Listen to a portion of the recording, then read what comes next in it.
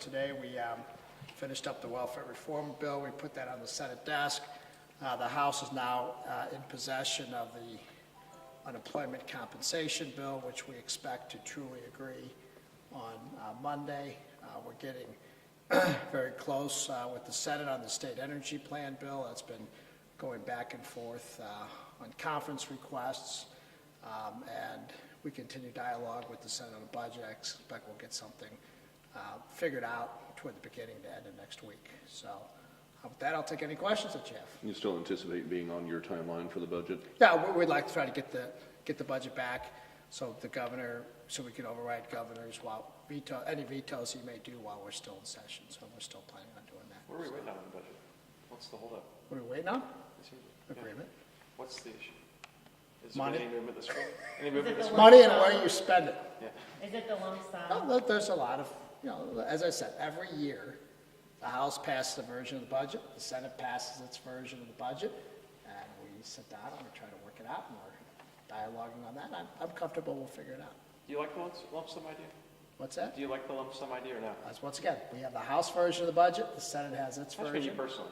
Yours Personally, it's okay. not about me personally, Eli. It's about the House's position. The House's position is the way we did our budget, and that's what our conferees are trying to defend the House position, and that's what we're going to try to get as close to that as we can. And Senator Schaefer has a different view and a different approach to it. But keep in mind, as I said last week, our principles are the same on this. Our principles are, number one, we want to spend money in a responsible way, and number two, we want to hold the governor accountable for the money that we appropriate to make sure that it goes to the purpose for which it's intended. And we intend to do that. We share the same goals. We share the same principles. We have different approaches, and we're having productive discussions on how to bridge that gap. Do you think it's fair that these negotiations are going on behind closed doors and not having public vetting? There'll be a public conference. But the discussions about the issues are not being disclosed publicly. Well, that's not true. What do you want to know? Well, so what are the main issues? What do you think of lump sum? I said, well, I think of it, the House has its position. So look, this is no different than any other year, where the House passes a budget, the Senate passes a budget, or take any bill for that matter, whether it's the welfare reform bill, whether it's the dealing with the state energy plan, whether it's dealing with a whole myriad of other issues we dealt with today. There's constant negotiation and communications going on between members, and there's constant dialogue going on between members. This bill is no different than anything else we deal with on a regular basis. Is there a compromise position here, or is Schaefer just going to have to give? Of course there's a compromise. What is it? What are you? I don't know yet. I'll let you know when we get there. Did the announcements from the governor last week and the budget amendment that he offered, is that even being considered? Is that part of the... I'm sorry, it's what? The budget amendment the governor offered last First of week? all, the governor's budget amendment, whatever that may be, violates the consensus revenue estimate, which we reached a few months ago. When we look at anything, while we're trying to have a productive relationship with the governor and work with him, he did not speak with us before he offered that. This didn't, I think we find with a great deal of skepticism that all of a sudden, a couple days after both bodies passed a version of a budget which has to go into conference, that the governor magically finds $80 million. I guess he opened it up another desk drawer or something in his desk and found $80 million. So we're greeting that with a great deal of skepticism, and frankly, it's not factoring into our discussions at all at this point. You find it contradictory that he offered that after asking for a supplemental of, I forget what the figure was on that. That's part of why we're looking at it rather cynically at this point. So we part of the process is the House, the Senate, and the governor get together and agree on a consensus revenue number. We found that. We agreed on it. After the House passed a budget, after the Senate passed a budget, the governor magically finds $80 million to help support his position of what's going to be in the budget. So, we'll consider it, but right now, that's not a factor.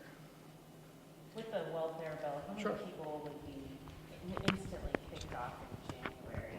There were numbers have been going You mean people that have been on welfare long beyond any reasonable definition of Well, temporary? in January when it But changed, I'm just making sure we're talking about the same people. Yes, So we're talking about the we're same talking about the same people that have been on welfare long beyond any reasonable definition of temporary.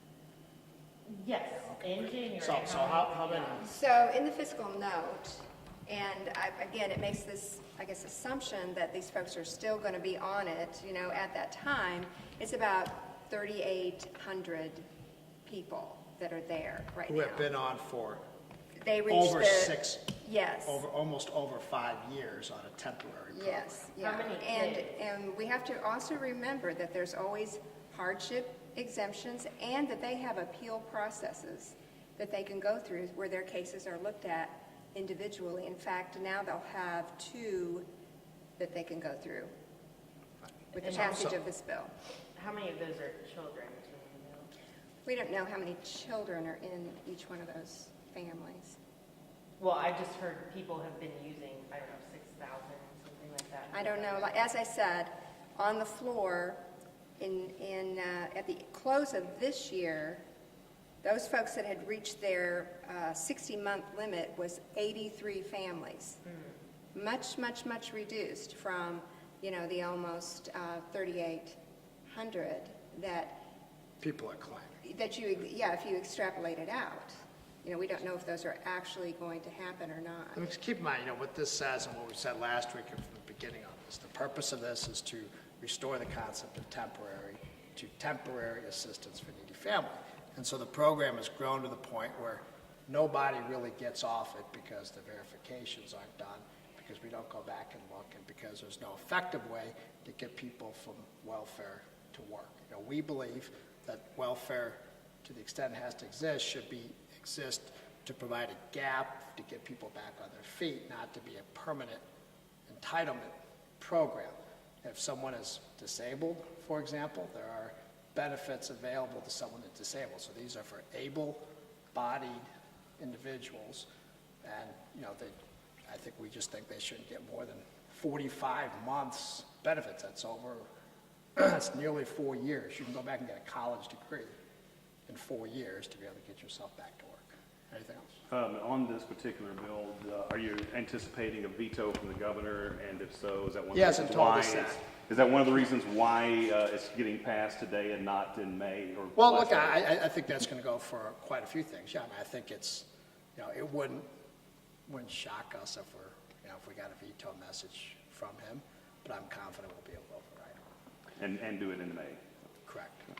The party has been talking a lot about making sure that we're reforming Medicaid and in that program, fixing I'm sorry, who's been saying that? the Republican Party, Okay. or members of the Republican Party. What do you see as some of the primary steps that the party Who's is been taking? saying that? Just members of the Republican Party. Okay.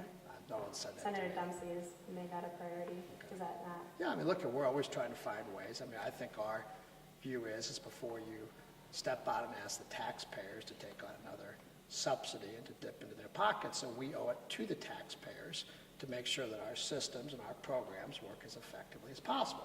Look, we saw a great example of that in the paper this week, okay? How our system under the current administration, how they administer welfare and Medicaid is broken, okay? We already knew that they couldn't process current people under current eligibility for Medicaid.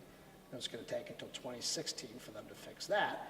Now we see that Missouri owes $34 million because under a Medicaid audit, because we weren't administering the program the right way.